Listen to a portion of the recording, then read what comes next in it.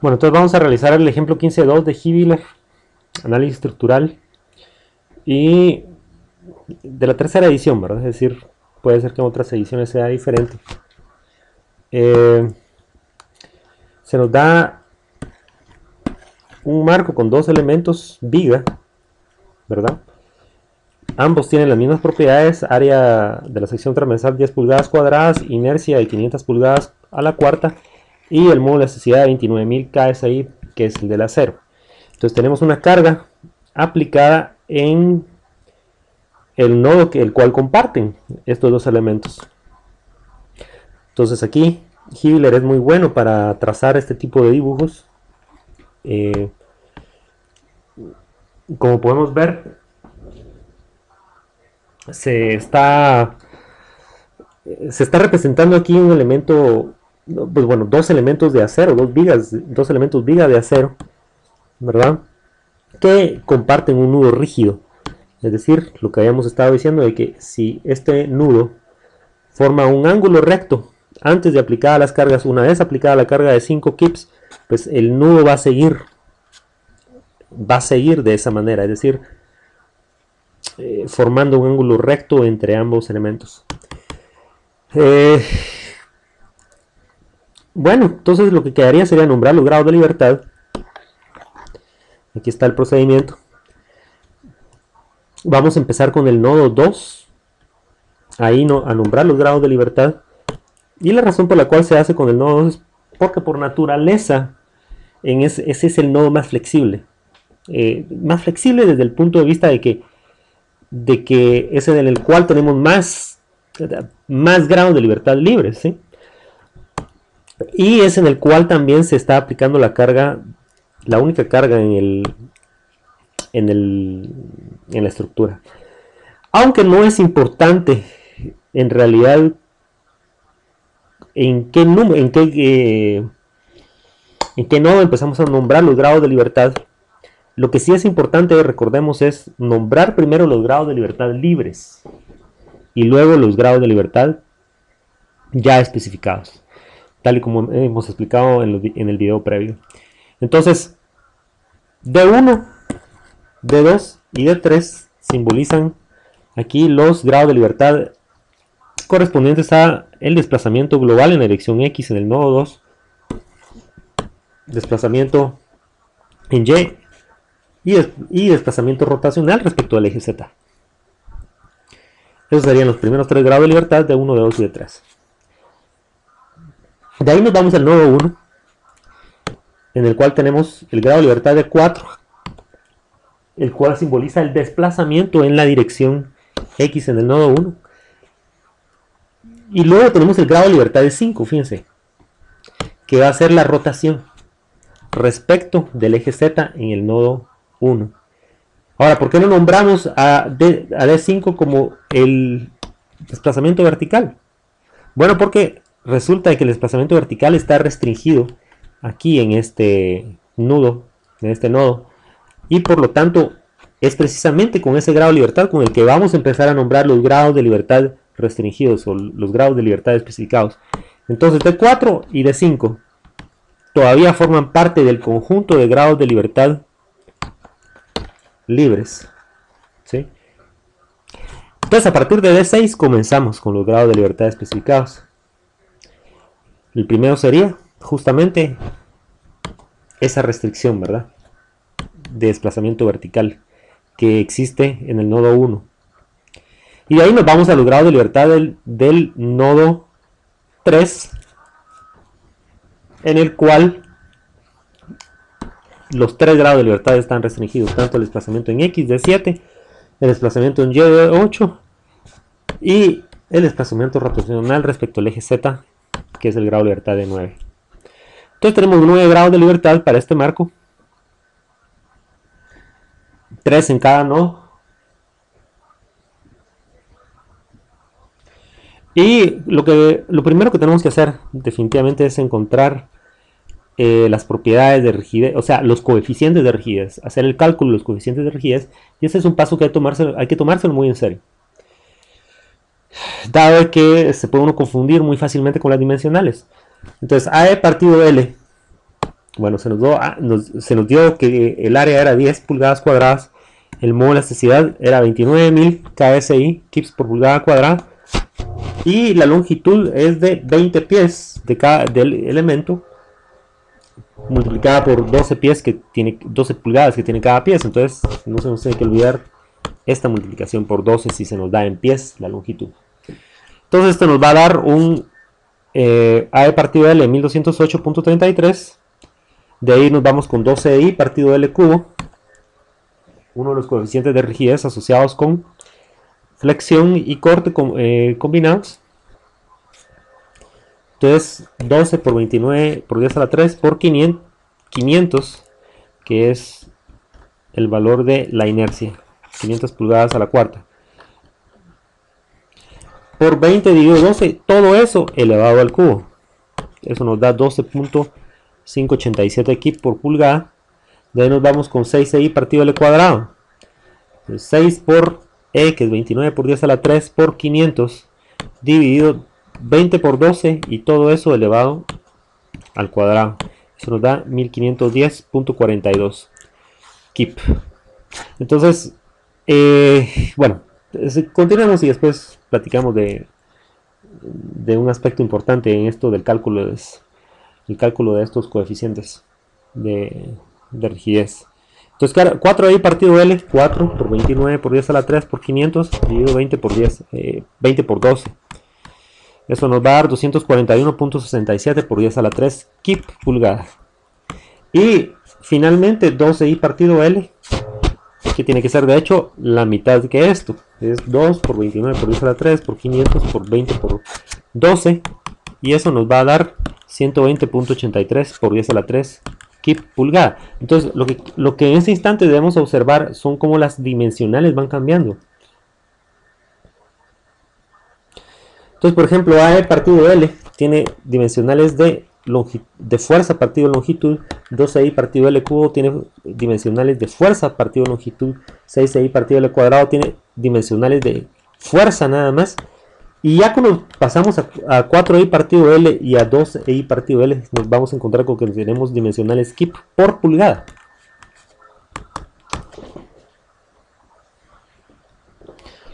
Entonces, dada esta situación, es que no nos tiene que sorprender ese cambio en las dimensionales cuando hacemos el cálculo de los coeficientes de rigidez, ya cuando estamos tratando problemas con marcos, ¿sí? Entonces, tal vez estábamos mal acostumbrados un poco a problemas de barras, en el que AE partido L pues siempre nos iba a dar en dimensionales de kip sobre pulgada. En cambio aquí eso va a ser un tanto diferente y es un aspecto a tener en cuenta. De ahí lo que continúa es, analizamos cada miembro. Empezamos con el miembro 1. Recordemos que tenemos que asignar un número de nodos 1, 2 y 3, y ahí los encerramos con círculos, y ahí los números de elementos pues los marcamos los encerramos en un cuadro. El sistema coordenado XY se ha elegido para que coincida con el nodo 1. En general se pudo haber elegido este punto, que si ustedes quieren, de tal forma de que todas las coordenadas fueran positivas de todos los nodos. Sin embargo, el autor utiliza este como el origen del sistema coordenado, y en realidad no tiene la más mínima importancia.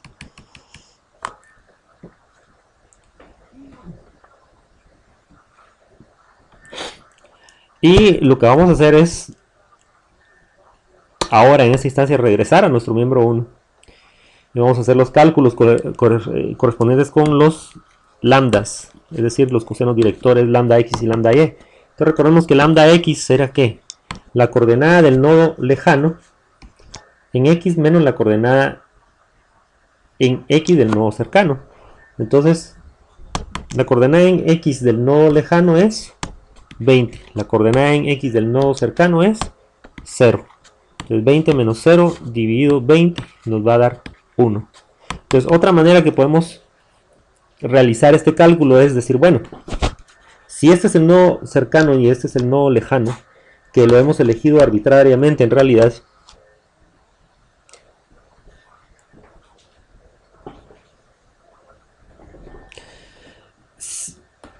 siendo de esa forma, es decir, que nuestra elección.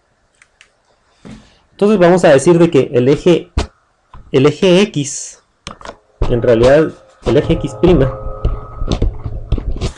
sería este, ¿no? Aquel a lo largo del cual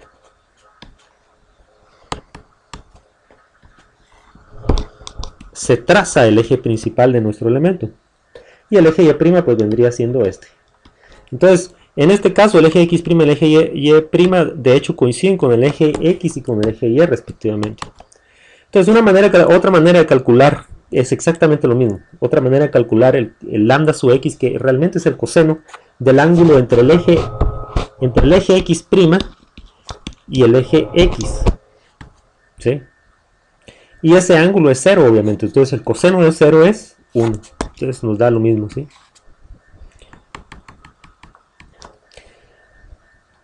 Ahora, ¿qué pasa con lambda sub Y? Bueno, lambda sub Y es simplemente la coordenada en Y del nodo lejano menos la coordenada en Y del nodo cercano. Y ambas coordenadas son 0. Entonces 0 menos 0 dividido 20, la longitud es igual a 0.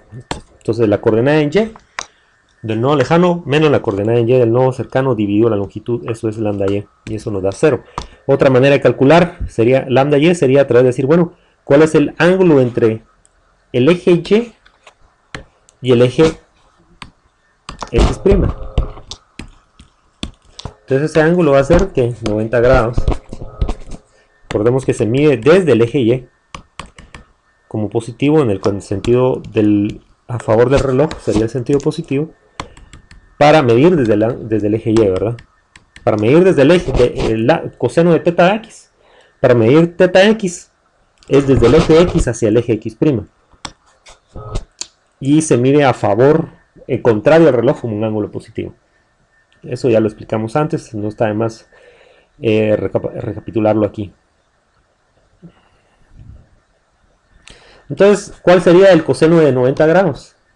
0. Entonces tiene que dar el mismo resultado de hecho que el cálculo de lambda Y a través de esta ecuación que habíamos dicho antes. Entonces lambda X igual a 1, lambda Y igual a 0.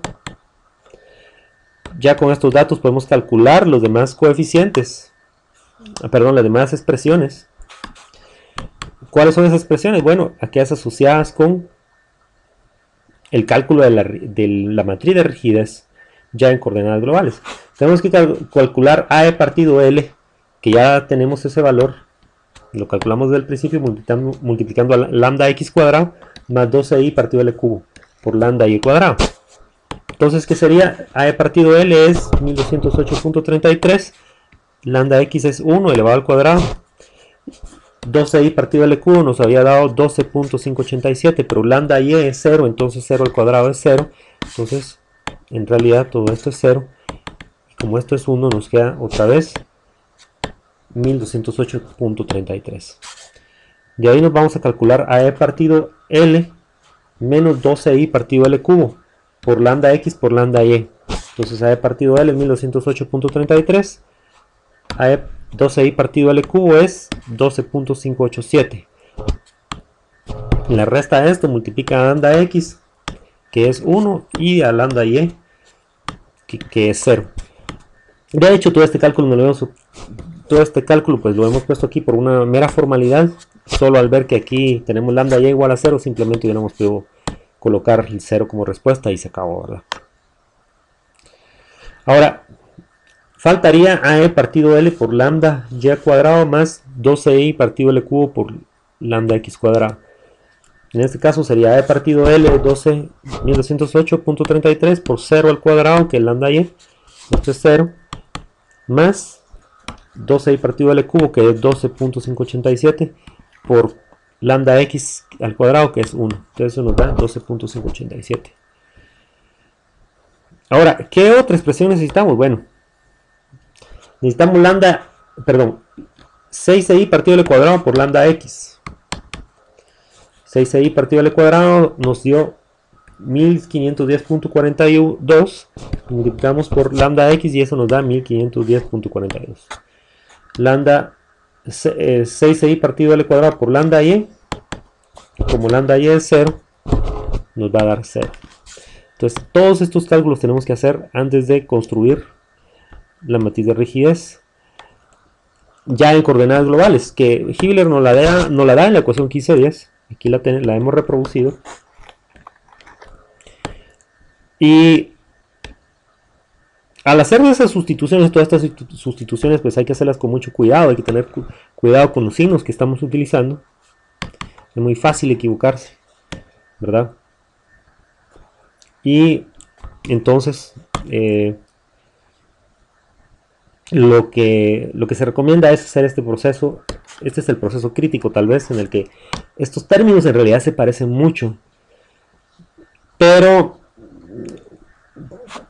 no sé, hay quienes dicen que hay buena práctica construir solo la matriz de rigidez que tenemos de este lado, ¿verdad? Y como por simetría, pues este término simplemente lo copiamos y colocamos lo copiamos, si lo colocamos bien, pues va a ser este mismo que este, y así sucesivamente, por la simetría de la matriz de rigidez, que es que nos dice que KIJ, el elemento KIJ, la matriz de rigidez, es igual al elemento KJI. Y entonces dicen, bueno, es mejor tomarse el tiempo de hacerlo más tranquilo de esa manera para evitar errores. Ahora, hay quienes dicen, no, es mejor construir la matriz de rigidez completa, no solo esta parte, sino también, bueno, todos estos coeficientes, repetir el proceso, porque entonces aquí podemos hacer verificaciones. Después tenemos que saber que este va a ser igual que este va a ser igual que este, y a la hora de haber alguna equivocación, pues podemos utilizar como comprobación esta metodología. En el momento en el que este elemento sea diferente a este, por decirles algo, entonces ahí hubo un error, ya sea este estuvo mal o este. Entonces sirve como un proceso de comprobación, es lo que queremos decir en esta instancia. El oyente puede utilizar la metodología que más le parezca, mejor le parezca. Y nosotros entonces lo que vamos a hacer es sustituir todos estos valores aquí, en esta expresión 1510. Esta sería nuestra matriz de rigidez para el elemento 1. ¿Sí? Aquí está acá el elemento 1. Y lo que sí es importante es nombrar los grados de libertad de tal manera de que sea consistente con como lo hemos hecho al principio del problema. Es decir, esta es nuestra ecuación original, en la cual pues no tenemos, se nos da que la primera fila y la primera columna están asociados con el grado de libertad nx, o sea, asociados con desplazamiento en la dirección x, ¿verdad? Con el fenómeno en la dirección x en el nodo cercano. La segunda fila y la segunda columna están asociadas con el fenómeno del movimiento en el nodo cercano en la dirección y global. Recuerden que aquí ya estamos hablando de direcciones globales, ¿sí? ¿Verdad? No estamos usando el prima, ¿sí? Ya x, y y z. Entonces, movimiento en el nodo cercano en la dirección y, por eso el ny aquí, que lo hemos colocado como un indicador. Hibbeler así lo hace. Y tenemos también que la tercera fila está asociada con movimiento en la dirección que rotacional respecto al eje z, ¿verdad? En el nodo cercano, n. Entonces, dicho esto, lo mismo es válido para el nodo lejano, ¿verdad? Movimiento del nodo lejano en la dirección x global, movimiento en el nodo lejano en la dirección y global, y movimiento en el nodo lejano en la dirección z global, ¿sí?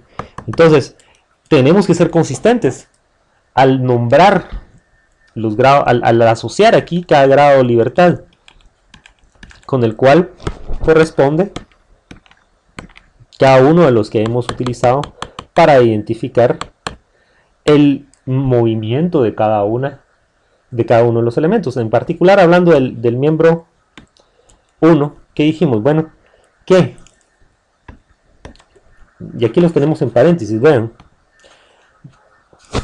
en el nodo cercano, empecemos con el nodo cercano. Para el movimiento en la dirección X en el nodo cercano, el grado de libertad asociado es el de 4. Entonces de 4 es de hecho nuestro primer, es con el grado de libertad con el cual está asociada la primera fila, ahí está de 4, y la primera columna también. Entonces por eso de 4 va ahí. ¿Cuál sería el segundo grado de libertad? Bueno, sería el desplazamiento en la dirección Y, NY, en el nodo cercano, que está nombrado ese grado de libertad como D6 en nuestra estructura, y también en nuestro elemento, obviamente. Entonces D6, con D6 corresponde la segunda columna, la segunda fila y la segunda columna. Entonces por eso tenemos ese D6 aquí y este D6 acá. Y así sucesivamente tenemos que seguirlo haciendo para todos los demás grados de libertad. ¿Qué hay del tercer grado de libertad que aparece en esta ecuación? Habíamos dicho que estaba asociado con ¿qué? Con NZ, ¿verdad? En las filas y en las columnas. Entonces, ese número de grado de libertad es de 6, perdón, es de 5, ¿sí? Perdón, de 5, ¿sí? Es desplazamiento rotacional respecto al eje Z en el nodo cercano, NZ. Entonces aquí está. Tercera fila.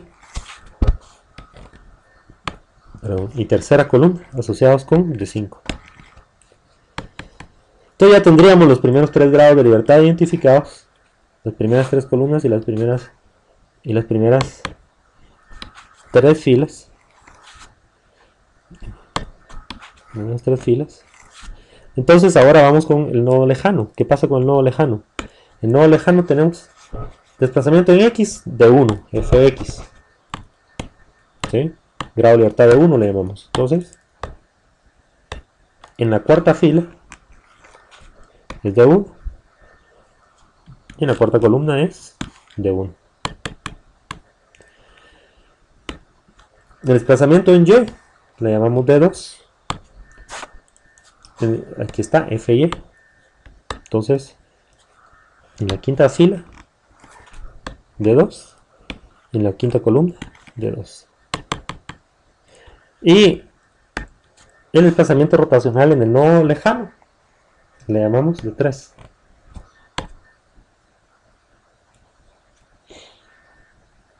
Es decir, aquí está asociado con Fz, desplazamiento rotacional respecto al eje Z en el nodo lejano, es de 3. Entonces en la columna, en la última columna tenemos de 3, en la última fila de 3 y en la última columna de 3. Y entonces así es como colocamos estos indicadores de grado de libertad con los cuales está asociado cada fila y cada columna. Esto es extremadamente importante, es de lo más importante que hay que entender en el método de rigidez. Cómo identificar los grados de libertad en las ecuaciones genéricas del método de rigidez. Por ejemplo, esta es la ecuación, como habíamos dicho, para encontrar la matriz de rigidez del elemento ya en coordenadas globales, incorporando la orientación del elemento. Por eso es que están todos estos lambdas aquí. Ahora, si nos vamos al miembro 2, repetimos el proceso. ¿Sí? El miembro 2, aquí está ubicado el miembro 2. Aquí está el eje coordenado XY. Entonces, identificamos el nodo cercano y el nodo lejano. Entonces lambda x sería la coordenada en x del nodo lejano menos la coordenada en x del nodo cercano. Ambas son 20, entonces nos queda 20 menos 20 dividido la longitud del elemento, que es 20, entonces eso nos da 0. Y lambda y sería la coordenada en y del nodo lejano, que sería menos 20, aquí está, menos la coordenada en y del nodo cercano, que es 0. Entonces menos 20 menos 0 dividido 20, la longitud es menos 1. Ahora, ¿de qué otra manera hubiéramos podido encontrar lambda y? Aquí está. Agarramos lambda x y lambda y, x y y del sistema coordenado, y lo colocamos en el nodo cercano, ¿verdad? Así, x y y. Y entonces decimos, bueno, ¿cuál es el eje x'? Bueno, el eje x' es el que viaja del nodo cercano al nodo lejano. Entonces, este sería el eje x'. Entonces, ¿cuál es el ángulo entre el eje x' y el eje x medido desde el eje x? Bueno, en el sentido contrario al reloj sería todo este ángulo. Todo este ángulo, que de hecho sería 270 grados. Entonces, ¿cuál es el coseno de 270 grados? Sería la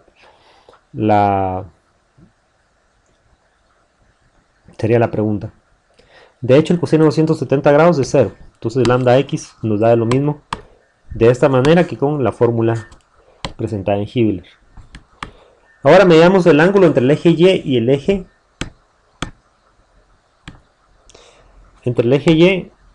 eje x. Sería todo este ángulo medido desde el eje x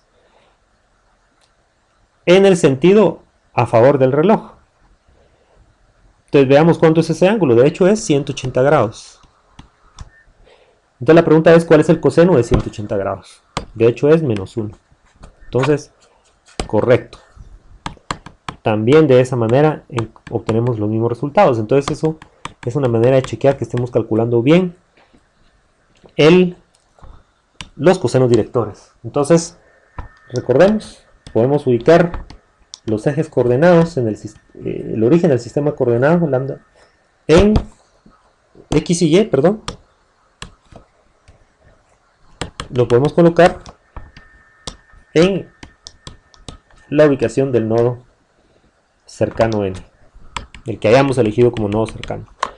Entonces, una vez encontrados los lambdas, procedemos a calcular los coeficientes, pero ya que vamos a utilizar en la matriz de rigidez del elemento 2, ¿sí? Entonces, si bien el A partido L es el mismo para el A partido L, 12i partido L cubo, 6i partido L cuadrado, etcétera, es el mismo para los dos elementos. Lo que es diferente son los lambda x y lambda y, entonces tenemos que recalcular todo esto, ¿sí? Entonces, la A partido L es 1208.33, lambda x en este caso es 0, entonces todo esto es 0, más 12i partido L cubo, que es 12.587 por lambda y cuadrado, que es menos 1, eso nos va a dar 12.587. De ahí nos vamos con A partido L, que es 1208.33, menos 12i partido L cubo, que es 12.587, por lambda x, que es 0, por lambda y, que es 1. Entonces, como media vez veamos que tenemos un 0 aquí, ya sabemos que todo esto es 0. Por formalidad, pues lo hemos colocado aquí, completa la expresión del cálculo. A partido L dividido por lambda y cuadrado más 12i partido L cubo por lambda x cuadrado es 1208.33, que es A partido L por lambda y cuadrado, que es menos 1 al cuadrado, más 12i partido L cubo por lambda x, que es, de hecho, perdón, aquí lambda x era 0, ¿sí? Aquí hay un error tipográfico. Entonces esto nos va a dar 1208.33. Le vamos a corregir esto, ¿sí? Es 0, ¿sí?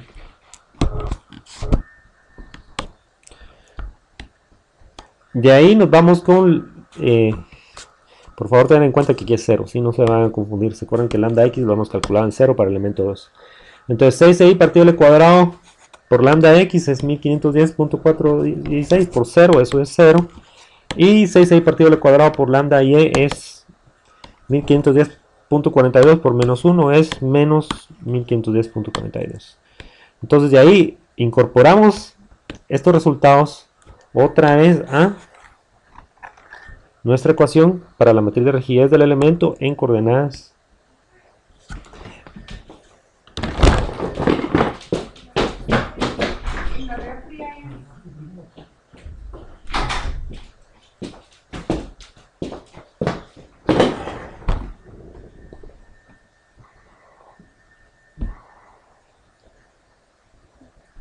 entonces utilizamos esta ecuación, ¿verdad?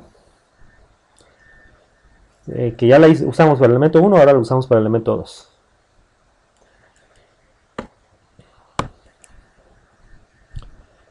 Y hacemos las sustituciones, ¿verdad? Y nos va a dar esta ecuación. Esta sería la matriz de rigidez del elemento 2. Como les digo, pueden utilizar la técnica que quieran. Si quieren, hacen solo la mitad. Y de ahí y lo hacen con cuidado y se arriesgan. Nos arriesgamos, ¿verdad? Aquí hemos hecho bien los cálculos, o lo hacemos todo. Y de ahí checamos que el elemento K y J sea igual al elemento KJI, ¿verdad?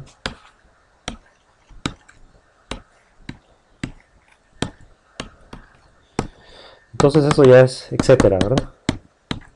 Eso ya es cuestión de cada quien. Y lo que sí es importante es chequear los grados de libertad, asociarlos bien. Entonces vamos con el elemento, a chequear el miembro 2. Entonces, ¿qué hemos dicho del miembro 2? Bueno, que en el nodo cercano, el desplazamiento en la dirección X, NX, era de 1. Entonces, el primero, aquí está NX, es de 1. Y el primero es de 1 para la columna y la fila primera, ¿verdad? De ahí nos vamos con el NY, el desplazamiento del nodo cercano a la dirección Y, es de 2, ¿verdad? Entonces, de 2 es de hecho el grado de libertad con el que identificamos la fila 2 y la columna 2. De ahí nos vamos con NZ, rotación respecto al eje Z en el nodo cercano. ¿Y cuál va a ser esa rotación? ¿Cómo la llamamos? Bueno, la rellamamos D3. Entonces, D3 sería el grado de libertad con el cual identificamos el nodo cercano, a la fila 3, perdón, y a la columna 3. De ahí pasamos al nodo lejano. Ya tenemos identificado todo lo que correspondiente al nodo cercano. Ahora nos vamos al nodo lejano. Entonces, desplazamiento en la dirección X en el nodo lejano, Fx, es de hecho de 7.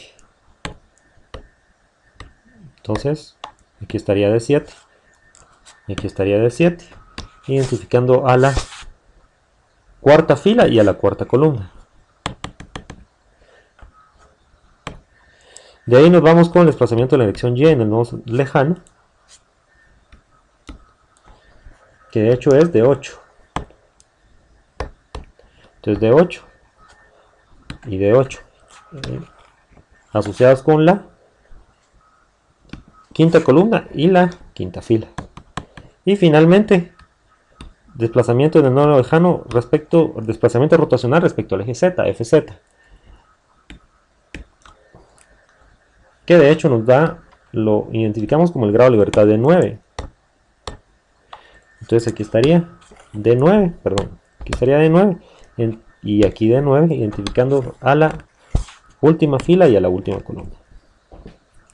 Entonces ya tenemos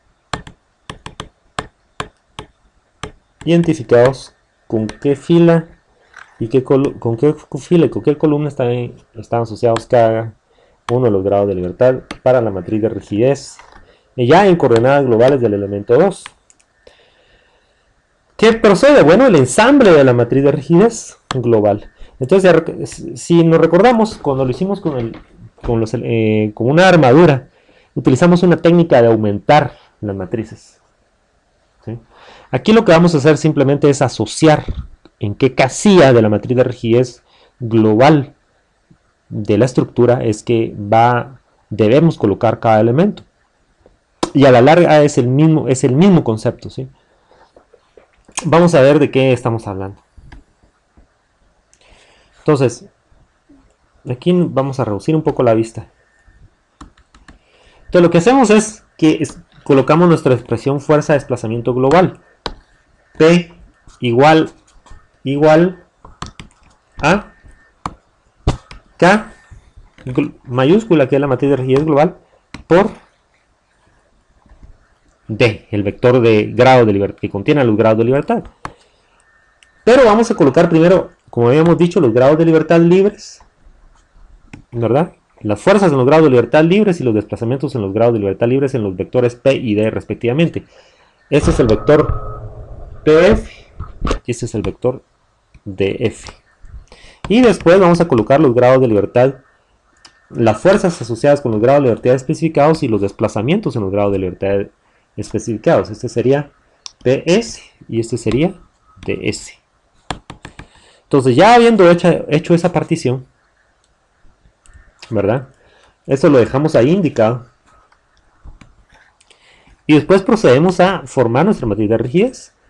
Y de esta manera, pues ya tenemos ordenados los grados de libertad de D1 hasta D9. De D1 a D5 pues serían los grados de libertad libres, y de D6 a D9 los grados de libertad especificados. De D1 a D5 los grados de libertad libres, de D6 a D9 los grados de libertad especificados. Entonces,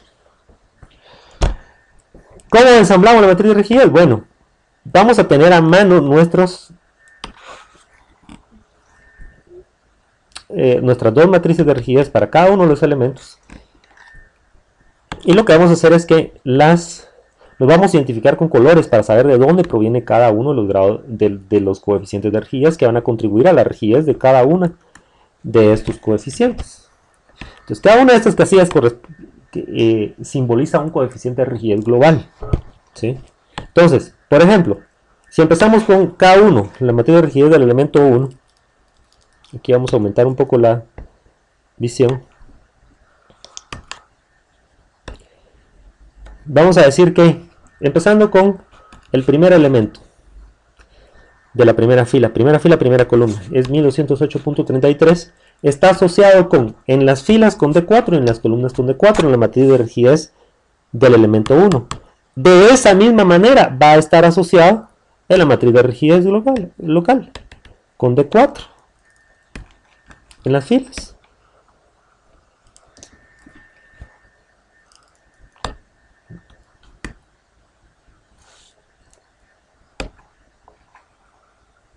Con D4 en las filas y D4 en las columnas. Entonces el elemento simplemente lo colocamos ahí en el elemento K mayúscula 4, subíndice es 4, 4. ¿Sí? Te repito, vamos a repetir este paso, que este es de lo más importante. El elemento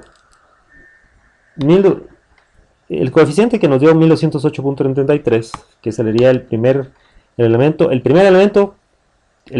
la primera fila y primera columna de la matriz de rigidez del elemento 1, 1208.33, está asociado con D4 en las filas y D4 en las columnas.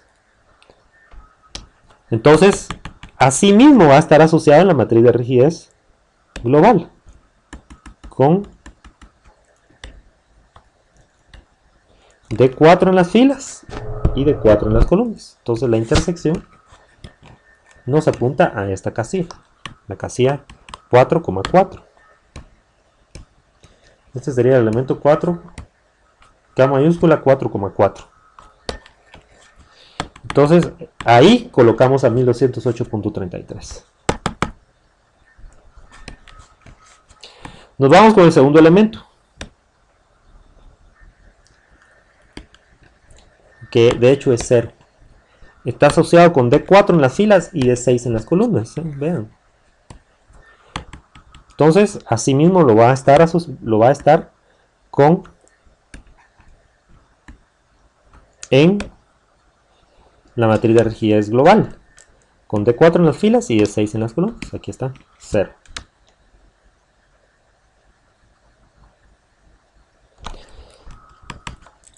¿Qué pasa con el tercer elemento, que también es 0? Está asociado con D4 en las filas y D5 en las columnas. Entonces, así mismo va a estar asociado en la matriz de rigidez global. D4 en las filas y D5 en las columnas. Aquí está.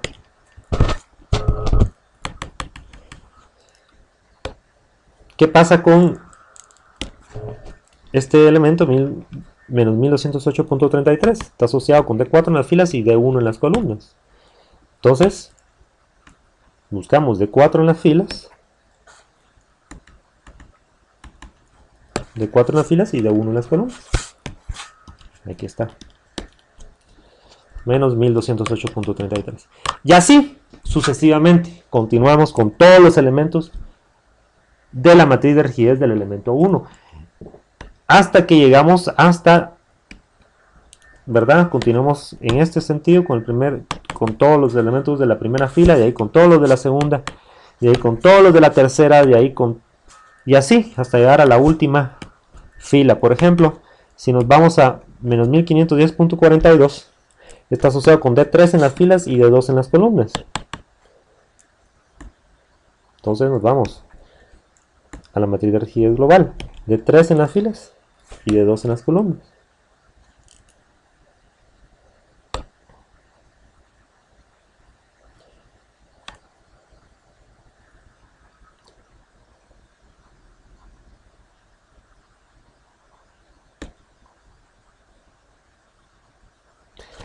D3 en las filas y D2 en las columnas, que de hecho es menos 1510.42. Aquí está.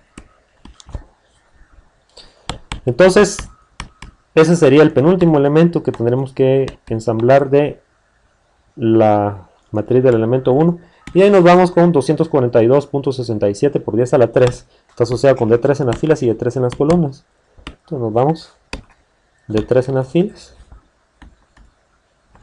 y D3 en las columnas. Y aquí está 242.67 por 10 a la 3.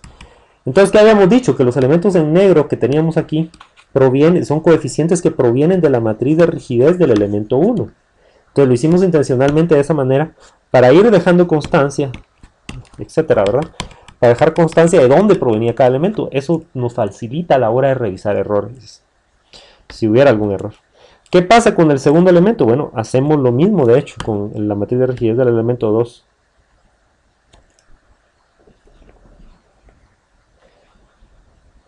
Y eso es lo que hacemos con la matriz, lo mismo con la matriz de rigidez del elemento 2. Entonces esto lo vamos a escribir en azul. Por ejemplo, el primer elemento es 12.587. Está asociado con D1 en las filas y D1 en las columnas. Entonces, nos vamos a la matriz de rigidez global. D1 en las filas y D1 en las columnas. Y en azul, y aquí está colocado 12.587. De ahí nos vamos al segundo elemento, que es 0. Está asociado con D1 en las filas y D2 en las columnas. D1 en las filas y D2 en las columnas. Aquí está 0 en azul, indicando que viene del segundo elemento. El tercero del segundo elemento, la matriz de rigidez del segundo elemento. De ahí nos vamos con 1510.42, que está asociado con D1 en las filas y D3 en las columnas. D1 en las filas y D3 en las columnas. Y aquí está en azul 1510.42. Y así continuamos sucesivamente. Y de hecho ustedes, hay que tener cuidado, pero se puede identificar un patrón, ¿verdad? Por ejemplo, de ahí, aquí tenemos D1, D2, D3, y ahí D7, D8, D9. Entonces aquí es más fácil que Ensamblar la matriz de rigidez del elemento 2 es de hecho más fácil que ensamblar la matriz de rigidez del elemento 1, porque aquí hay una secuencia más marcada. Porque aquí los grados, en el elemento 1 teníamos los grados de libertad en cierta manera en desorden, ¿verdad? Pero empezamos con D4, de ahí con D6, de ahí con D5, y hasta después pues seguimos con D1, D2 y D3. Entonces, esta primera parte pues se hace un tanto confusa. Aquí podemos ensamblar con un cierto orden, D1, D2, D3, y ahí nos vamos a D7, D8, D9. Por ejemplo, si nos vamos a D7 es menos 12.57, D8 es 0 y D9 es 1500, perdón, vamos a decirlo apropiadamente, sería de la primera fila, el cuarto elemento es menos 12.587. Todos estos elementos están asociados con D1 en las filas. Pero menos 12.587 está asociado con D7 en las columnas. 0 también está asociado con D8 en las columnas. Y 1510.42 está asociado con D9 en las columnas. Entonces, estos tres elementos los podríamos ensamblar de una vez aquí, ¿verdad? Los tres de un solo. D7, D8, D9 asociados con D1, ¿verdad? Y ahí los vamos colocando. De la misma manera en como hubiéramos podido hacerlo con D1, D2 y D3, ¿verdad? Observen. D1, D2 y D3 en las columnas asociados con D1, D1, D2 y D3, ¿verdad? Asociados con D1. Entonces, para el elemento 2, de hecho, nos podemos ir así. Aquí vería la primera fila esta sería la primera fila de la matriz de rigidez del elemento 2. Esta sería la segunda.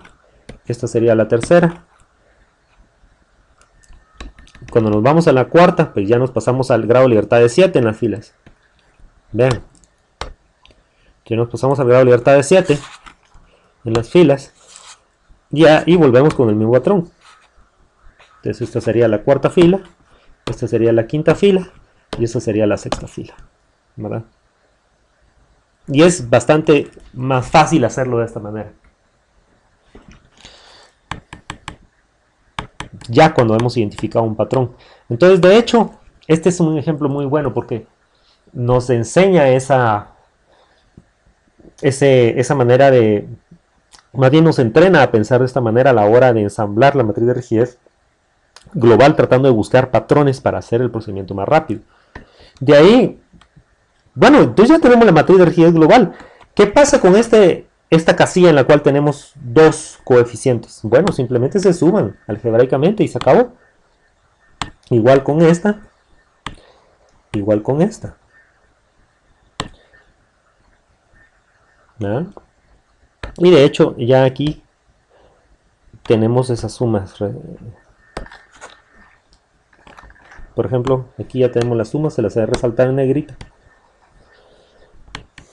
Y de hecho, solo en esas tres ubicaciones teníamos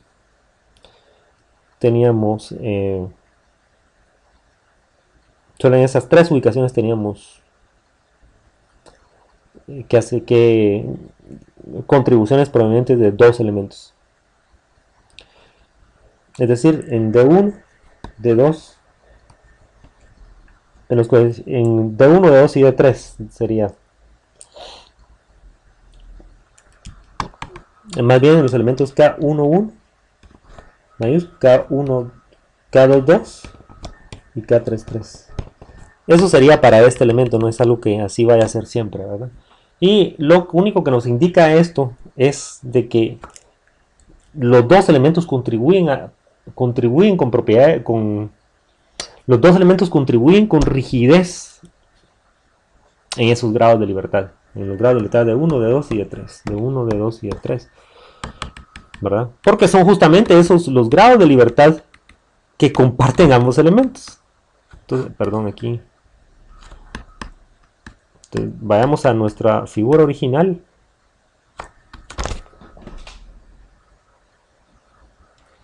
Y aquí está, de 1, de 2 y de 3. Comparte tanto el elemento 1 como el elemento 2 esos grados de libertad y por lo tanto vamos a tener contribuciones de ambos elementos en esas ubicaciones.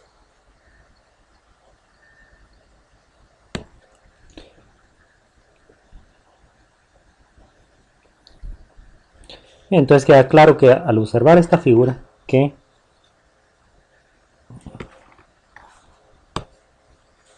estos dos elementos comparten este nodo 2 y por lo tanto estos grados de libertad de 1, de 2 y de 3, y esta es la razón por la cual en la matriz de rigidez global vamos a tener contribuciones de ambos elementos a cada una de estas casillas, cada uno de estos coeficientes en la matriz de rigidez global.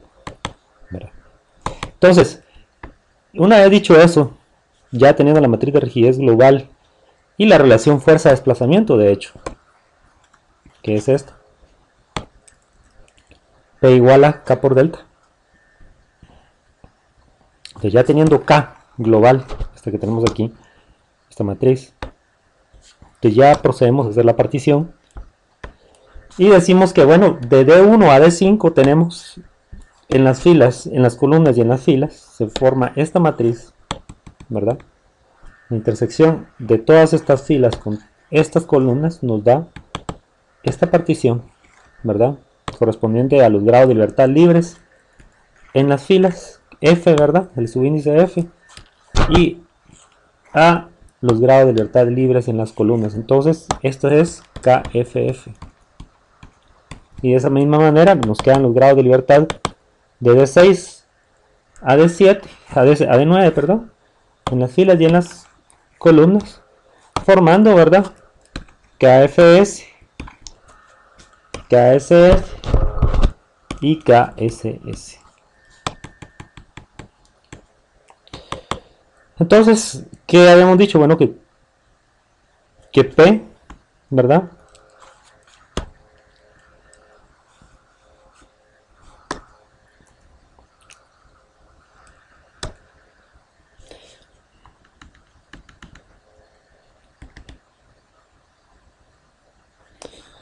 Que nos iba a quedar que PF, que es lo que tenemos aquí, es igual a KFF por delta F, o más bien DF, que es la terminología que hemos estado usando, DF. Lo mismo, en algunos libros lo vamos a encontrar como delta F, ¿verdad? En realidad no importa. Entonces DF, PF igual a KF por DF. Entonces eso nos deja con que DF es igual a KFF inversa por PF, ¿verdad? Entonces aquí tenemos a PF igual, y aquí está el vector ya transformado en términos numéricos, ¿verdad? Sustituido sus valores, P1 era 5, ¿verdad? Kips, es la única carga externa aplicada. Aquí lo tenemos, ¿verdad? En el grado de libertad de 1 es que actúa 5 kips en la dirección positiva, justamente. Entonces, y todas las demás fuerzas aplicadas, fuerzas y momentos o acciones aplicadas en los grados de libertad son 0 en los grados de libertad libres. Entonces por eso nos queda este vector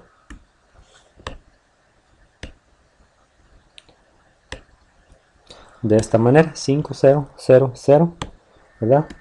Para asignar a P1, P2, P3, P4 y P5. Entonces esto es el vector de hecho PF, aquí faltó el subíndice F. PF es igual a KFF por DF. Entonces vamos a encontrar DF. Entonces dado que DS, que es todo esto, todos son 0, entonces nos queda esta ecuación de PF igual a KFF por DF, tal y como vimos en el video anterior. Y al despejar DF, aquí está DF, nos queda que es igual a KFF inversa, ¿verdad? Multiplicando a el vector de cargas PF. Entonces esta es una simple operación matricial. Es necesario utilizar una calculadora científica para realizar esta transformación, ¿verdad? Para invertir esta matriz y luego multiplicar por el vector 5000, que es el vector de PF. Y esta multiplicación nos va a resultar Ya en los grados de libertad, en los desplazamientos en los grados de libertad libres, que es la base, llegar a este punto es como que el paso primordial en el método de rigidez o el método de los desplazamientos. Sí. Entonces ya tenemos que D1 es 0.696, digamos, pulgadas. D2 es menos 0.0016 pulgadas. D3 es menos 0.0025 radianes. D4 es 0.696 pulgadas y D5 es 0.0012 radianes. Entonces, estos resultados los vamos a utilizar inmediatamente y ahora, pero ahora con la segunda ecuación de la partición, que es que proviene justamente de la segunda fila. Recordemos que este es PS, que habíamos dicho que era igual a ¿qué? Acá SF por delta F, o DF más bien, que es la terminología que estamos usando. Pues KSF por DF. Entonces este vector que corresponde a las reacciones o al vector PS es igual a esta matriz KSF por el vector DF. Faltaría decir, bueno, que más, ¿verdad? Faltaría decir más KSS por DS, pero vemos que DS todos son 0 y por lo tanto nos quedamos solo con el primer término de esta expresión que dice que PS es igual a KSF por DF. Y esa expresión matemática la tenemos aquí plasmada, ¿verdad? R6, R7, R8 y R9 son iguales a KSF, aquí está KSF, por DF, que recién lo acabamos de encontrar, ¿sí? Entonces, si no se podía encontrar DF, entonces no tiene sentido todo esto, ¿verdad?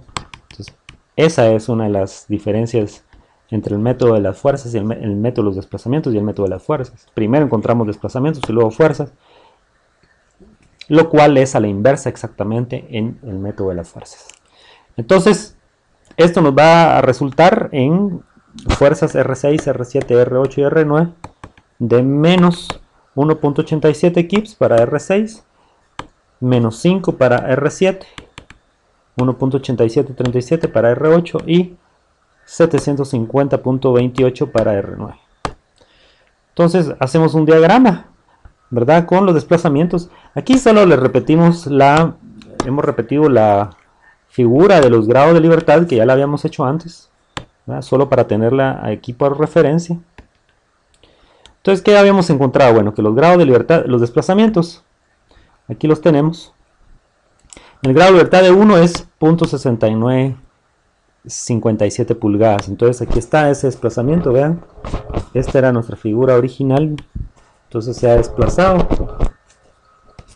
esto, 0.696 pulgadas, ¿verdad? Eso es lo que se ha desplazado a este punto. 0.696, aquí está, D1. ¿Qué hay de D2? Bueno, D2 es la rotación, perdón, D2 es el desplazamiento vertical en el nodo 2. Aquí está. Este es el mismo que tenemos aquí indicado. Y ese desplazamiento nos dio menos 0.016.00155 pulgadas. Observen, el orden de magnitud es mucho menor que el desplazamiento lateral. Esto debido a las condiciones del problema, por supuesto. De que obviamente la carga lateral está siendo aplicada en este punto de 5 picos, ¿verdad? La rotación de 3 es menos 0.00249 radianes. Aquí está, de 3. Era la rotación en este nodo, si se recuerdan. Entonces, como de hecho salió negativa, este nodo que estaba así inicialmente va a girar en el sentido a favor del reloj, que sería el sentido negativo. El sentido positivo, recordemos que es contrario al reloj. Entonces, este nodo que tenía esta forma ahora va a girar en el sentido contrario, a favor del reloj, perdón, un ángulo de 0.00249 radianes. Entonces, inicialmente es así, va a terminar algo como esto. Y eso es lo que hemos tratado de representar en esta figura, ¿sí? Entonces este ángulo que tenemos aquí marcado es menos 0.00249 radianes. Aquí está, D3. ¿Qué pasa con D4? D4 es el desplazamiento que iba a tener en la dirección, lugar en la dirección X. Recordemos que es un apoyo simple que tenemos en el nodo 1. Nos dio 0.6957 ese desplazamiento. Entonces aquí está el desplazamiento, ¿verdad? 0.6996. Ese es el grado de libertad de 4. Y D5 pues es la rotación que tuvo lugar en el nodo 1. También es libre de girar. Y ese sí nos dio positivo, es 0.0123 radianes. Aquí está D5. Recordemos que lo habíamos modelado como este grado de libertad. Eso significa que como fue el giro positivo, entonces el giro que tuvo lugar en ese nodo fue justamente en ese sentido, en el sentido contrario al reloj, y fue 0.00123 radianes. Entonces inicialmente está orientado de esta manera el nodo, y va a terminar algo como esto, exagerando por supuesto, y por eso hemos dibujado esta pequeña pendiente aquí, ¿verdad? Entonces esto sería la forma deflectada de la estructura.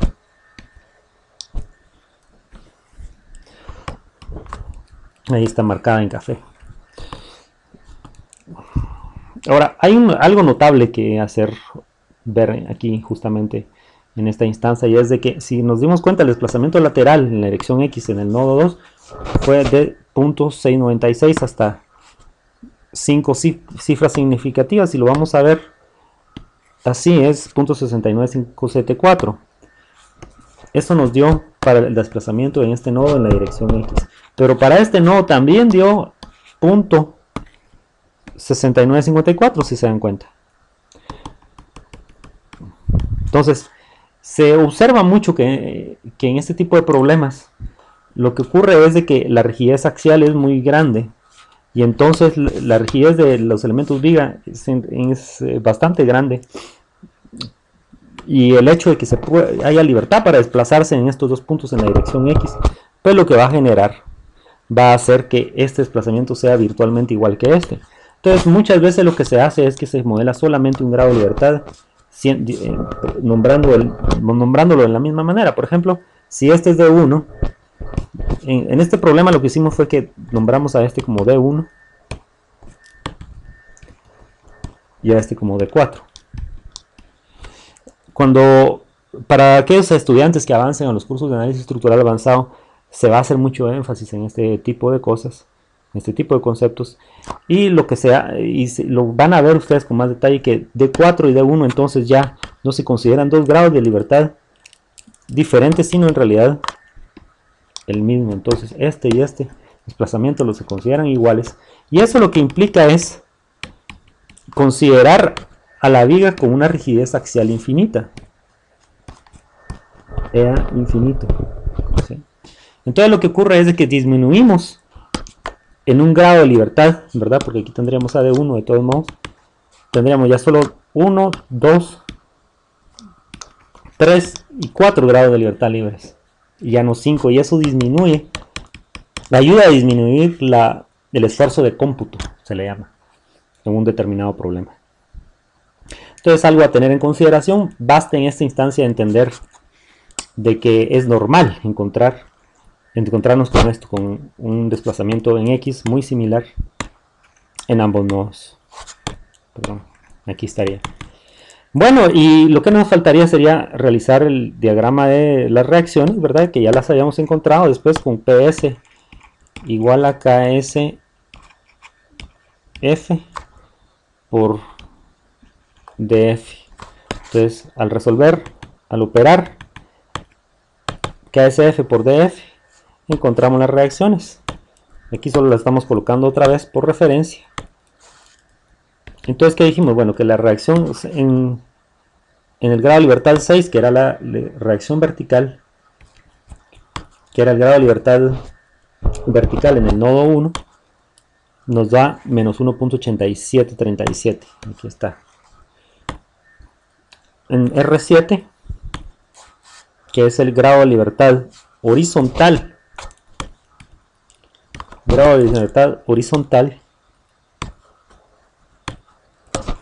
¿verdad? Desplazamiento en la dirección horizontal en el nodo 3. Entonces, asociado con ese desplazamiento horizontal, con ese grado de libertad horizontal, está la reacción R7, que es el grado de libertad de 7, que de hecho los habíamos dibujado en naranja, ¿verdad? Que son grados de libertad restringidos o especificados de 7. Entonces, asociado con este grado de libertad tenemos a R7, que actúa en ese mismo sentido, en ese mismo punto, en esa misma dirección, y decimos que R7 es menos 5.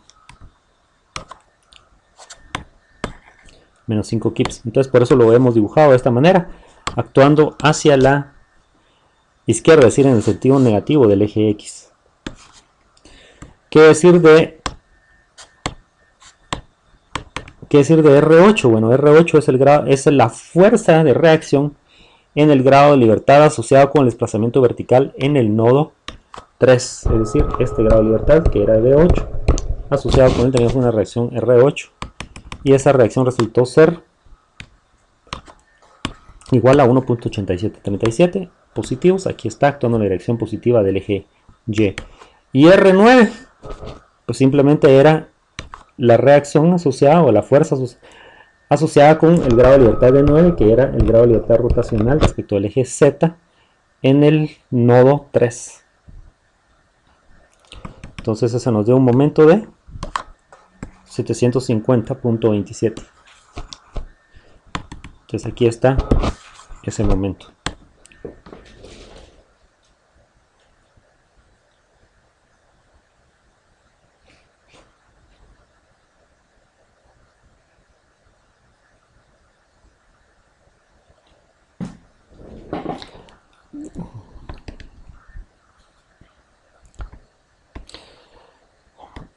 Ahora,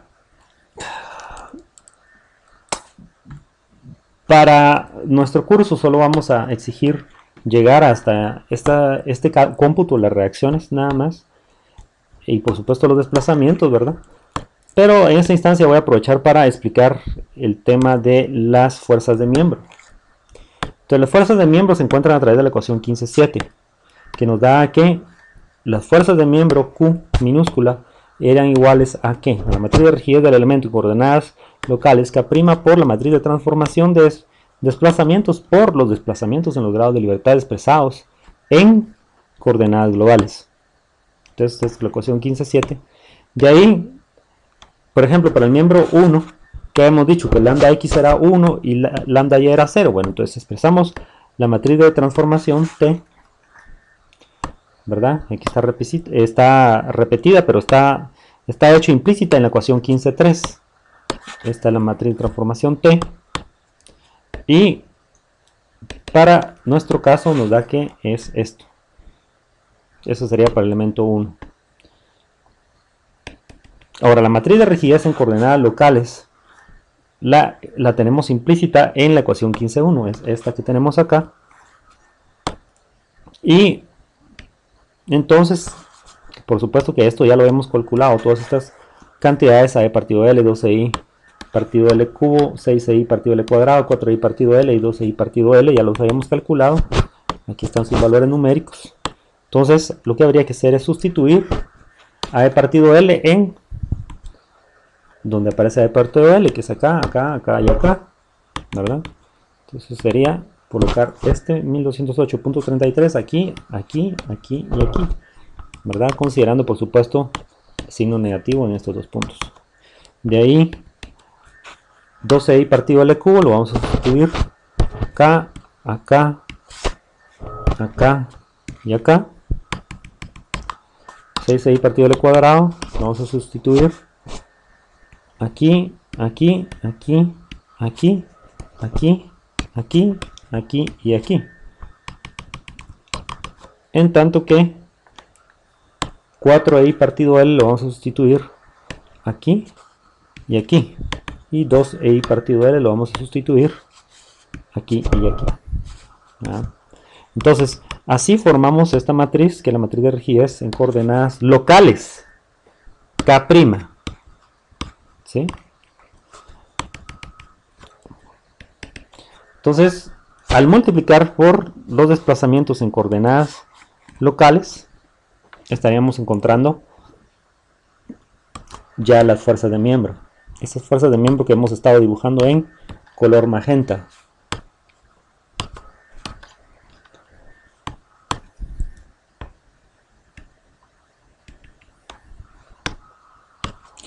Entonces K es igual a K1 por T1 por D1, habíamos dicho. Entonces metemos aquí K1, aquí estaría T1, y aquí estarían los desplazamientos de 1, de hecho, asociados con los grados de libertad. Esto sería ya con los desplazamientos que ya obtuvimos de encontrar df igual a kff inversa por pf. Entonces vamos a meter los desplazamientos asociados con los grados de libertad que corresponden al miembro 1. ¿Sí?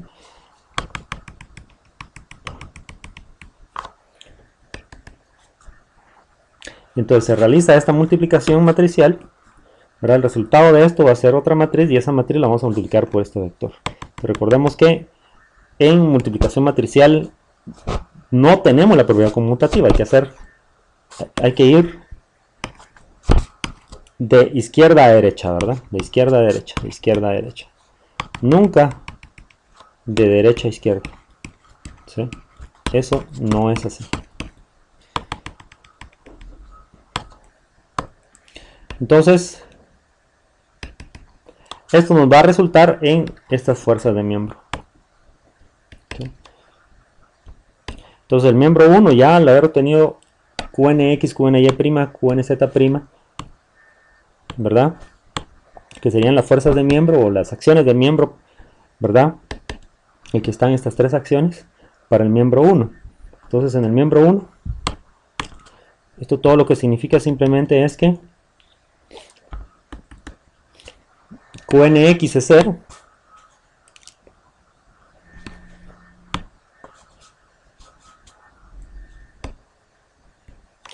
¿Verdad? No hay fuerza en la dirección X. Es decir, no puede resistir fuerza en la dirección X. O más bien, no hay fuerza aplicada en la dirección X. Y eso se refleja en que la fuerza de miembro es 0 en el nodo cercano que se le asignó al nodo 1. Y por eso este N es 0. Esta fuerza es 0. QNX es 0. QNX', perdón. ¿Sí? En la dirección del eje X'. Lo que pasa es que el eje X' coincide con el eje X para este miembro. Pero en realidad es QNX', ¿sí? Aquí, tomar en cuenta eso es QNX'. Es que aquí está la prima, pero está muy pegada.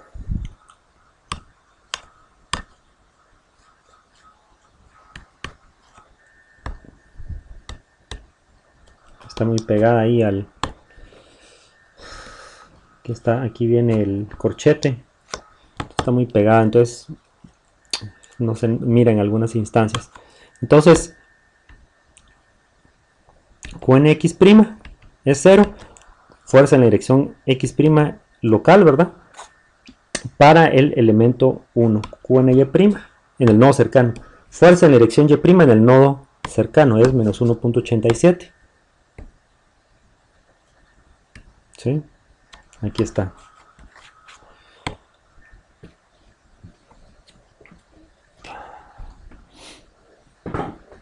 De ahí nos vamos con que de hecho esta fuerza tiene que ser igual a la reacción. Tiene que ser igual a la reacción en Y', en la dirección Y, en el nodo 1. Que de hecho también nos dio menos 1.87, como recordarán. De ahí nos vamos al nodo lejano. Bueno, y momento pues no hay aplicado, entonces es 0. Por eso no tenemos ningún momento aquí. Es 0, ¿verdad? De hecho, lo vamos a dibujar en magenta, porque son fuerzas de miembro. De ahí nos vamos al nodo lejano, en el que Q fx', la dirección, en la fuerza en la dirección x' es 0, no hay, ¿verdad?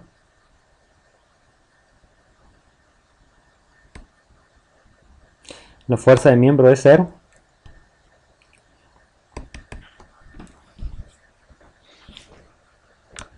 De ahí QFY' es 1.87 kips. Y la fuerza en la dirección Y' en el nodo lejano.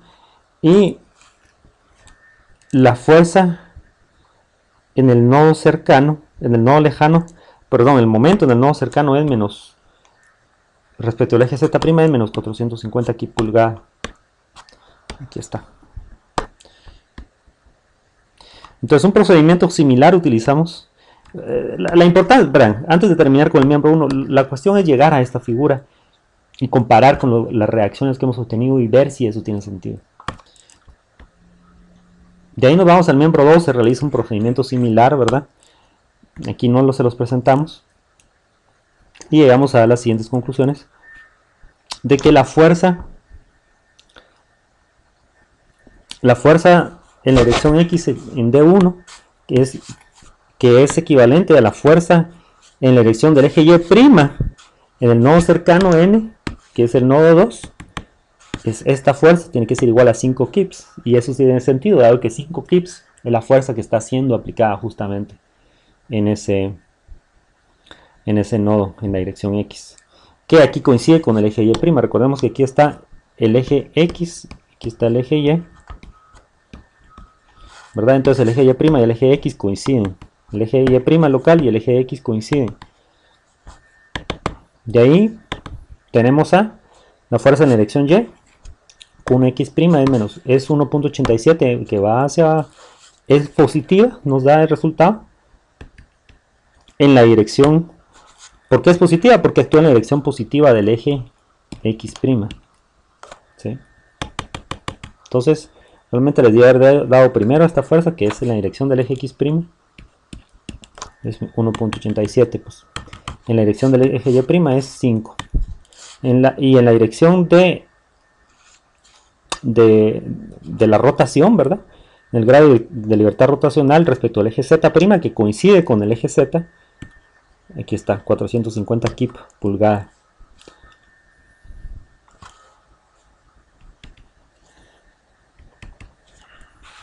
Si nos vamos al nodo lejano, en D7, en el grado de libertad de 7, tenemos una fuerza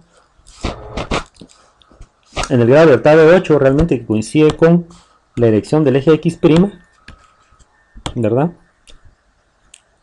Tendríamos una fuerza, realmente ahorita no lo tenemos que ver en términos de grado de libertad globales, sino en términos de grado de libertad locales. Entonces veámoslo en términos de grado de libertad locales.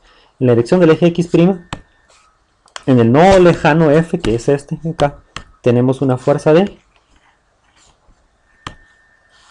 menos, perdón, no era esa, es menos 1.87 kip. Aquí está. En la dirección del eje Y', aquí, ¿verdad? Iría a esa dirección. Perdón, aquí estaría el eje Y'. Si aquí está el eje X', aquí está el eje Y'. Entonces, aquí tenemos una fuerza de menos 5 kips. Por eso actúa en esta dirección, en la dirección opuesta al eje Y'. Por eso lo hemos dibujado con la flecha hacia la izquierda. Menos 5 kips. Y la rotación respecto del eje Z', que coincide con el eje Z, en el nodo lejano, que es este nodo, es menos 1.87 kips. Aquí está. De hecho, esa rotación, como es menos 1.87 kips, aquí está, vamos a ver. No, aquí está, aquí no está bien. Esto es en el sentido opuesto, ¿sí?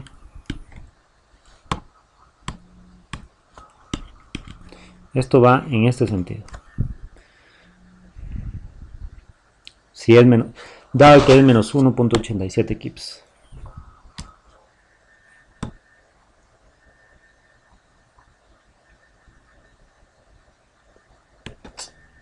De hecho voy a hacer una corrección. Aquí estoy confundiendo, vean. El menos 1.87 ya hemos dicho que era esta fuerza, menos 1.87 kip. Aquí que actúa en la dirección negativa del eje X'. Esa fue la primera que mencionamos. De ahí la fuerza de menos 5 kip en la dirección del eje Y', pero negativa. Entonces por eso menos, y actúa en la dirección hacia la izquierda, dado que el eje Y' está orientado hacia la derecha. Y los 750 kip pulgada, de hecho, aquí es donde voy a corregir, sí están orientados de esta manera. ¿Sí? 750 a favor de nuestro sentido positivo, que es el contrario a las agujas del reloj. Entonces por eso es positivo. Este 750 kip pulgada es positivo. Y de hecho coincide con los resultados obtenidos para las reacciones, si se dan cuenta. ¿Verdad? Menos 5 en X más 1.87 en Y y positivos 750.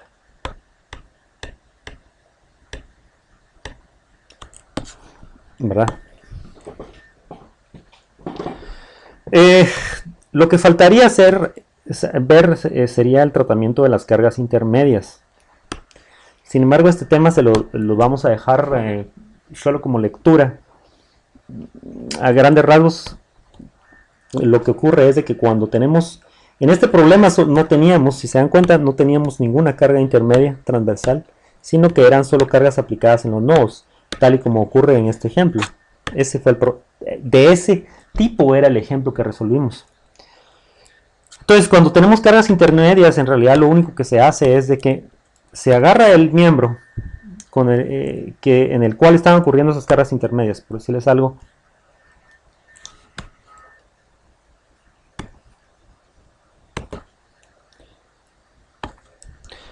Entonces ese miembro en el que tenemos cargas intermedias, decimos que lo agarramos, lo aislamos y decimos, bueno, si le asignamos empotramientos perfectos, ¿sí? Asumimos de que en los extremos del elemento tenemos empotramientos perfectos, ¿sí? Y eso es lo que simbolizan estos dispositivos en verde, empotramientos perfectos. Entonces nos preguntamos, bueno, entonces, si estuviera empotrado, ¿qué acciones tendrían lugar? Entonces, obviamente, estas serían las acciones que tendrían lugar. WL cuadrado dividido 12 sería el momento y WL dividido 2 sería para este miembro de longitud L y de carga W uniforme. Entonces le aplicamos la carga real W, encontramos estas acciones y a estas acciones le vamos a llamar las acciones de extremo fijo, todas estas, ¿verdad? Que serían las que se dieran en el caso hipotético en que tuviéramos empotramiento. Luego vamos a conjuntar estas acciones de extremo fijo en un vector que le vamos a llamar P con un superíndice F y las vamos a ubicar correlativamente a esas fuerzas con los vectores P y D en los grados de libertad correspondientes. Por ejemplo, para la estructura en cuestión, estas serían las fuerzas que tendríamos que aplicar, ¿verdad? Digamos, ya en la estructura, en el elemento serían estas son, en el elemento serían estas, ¿sí? P con superíndice F. Ahora, si las queremos pasar a la estructura completa, las pasamos con signo contrario, ¿sí? Son las secciones de extremo fijo en los extremos de los miembros en los que actúan cargas dentro de la luz deben ser aplicadas a los nodos de la estructura asociados con los extremos en cuestión con igual magnitud pero con sentido contrario respecto de aquel con el que actúan en los miembros, ¿verdad? Entonces, si en los miembros son positivas esas acciones, ya cuando le aplicamos al nodo, ¿verdad? Que es lo que representa esta figura, van a ser negativos y viceversa.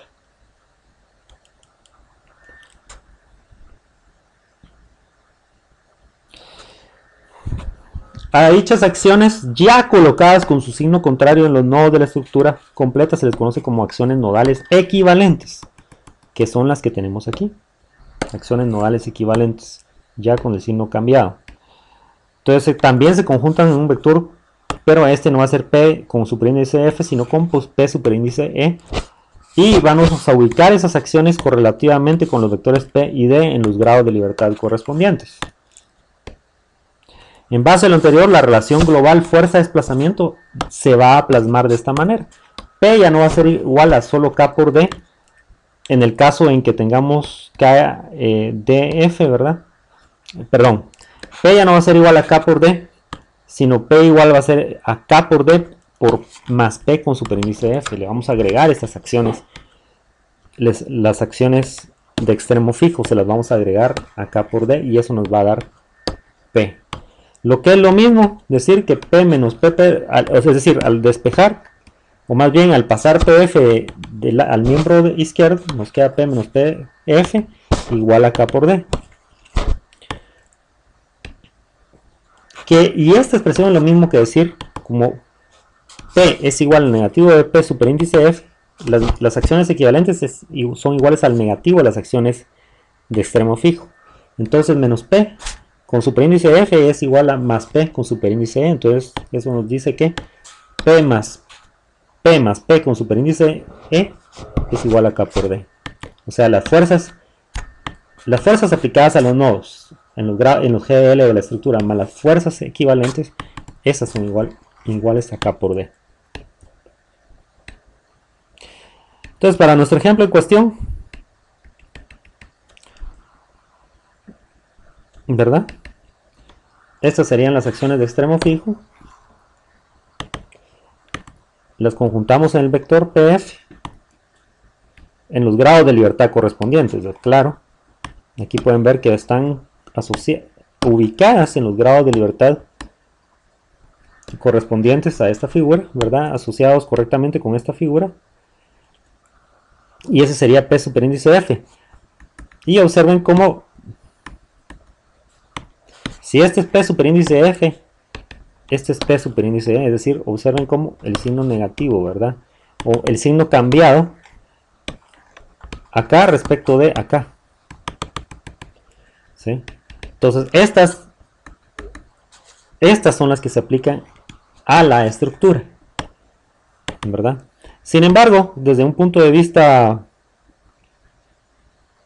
de plantear la ecuación matricial, pues nos queda que P es igual a K por D más P superíndice F y cada uno en sus respectivas particiones, cada uno de sus vectores. Entonces también, así como particionamos P y D, vamos a particionar P con superíndice F según si están aplicados en los grados de libertad libres esas acciones o en los grados de libertad especificados. Entonces al expandir, ¿verdad? En nuestro ejemplo tendríamos, aquí estaría el vector P, este sería PF, este sería el vector PS. Aquí estaría DF, aquí estaría DS, y aquí estaría P superíndice F, subíndice F minúscula, P superíndice F, subíndice S. Esta ecuación se desarrollaría de esta manera. PF igual a ¿qué? KFF por DF, aquí está, más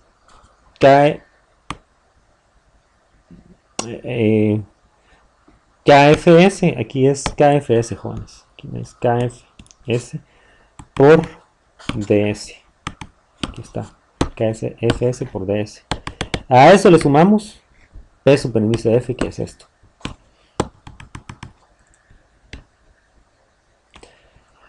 Al despejar DF, asumiendo que DS es 0, está conformado por 0, pues llegamos a esto, que DF es igual a KFF inversa por la resta de PF menos P superíndice F de la partición de los grados de libertad libres. Y luego, ya habiendo encontrado DF, pues ya se procede a encontrar las reacciones PS y nos queda que PS es igual a KSF, en el entendido de que DS ya es 0, es un vector de ceros, KSF por DF, más P superíndice F de la partición S. Entonces esto se lo dejo solo como cultura general, no lo vamos a aplicar en este curso. Sin embargo, si siguen estudiando análisis estructural, ingeniería estructural, lo van a ver en análisis estructural avanzado. Bien, este sería el tutorial del ejemplo 2, del ejemplo 15.2.